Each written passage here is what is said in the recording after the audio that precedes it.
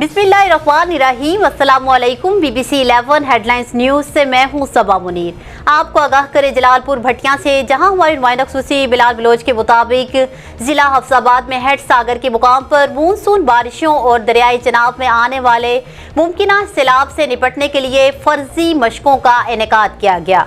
फर्जी मशकों में जिला इंतजामिया, रेस्क्यू 1112, महकमा हेल्थ, महकमा लाइफ स्टॉक, महकमा पुलिस, वापटा, इरिगेशन और सिविल डिफेंस ने हिस्सा लिया।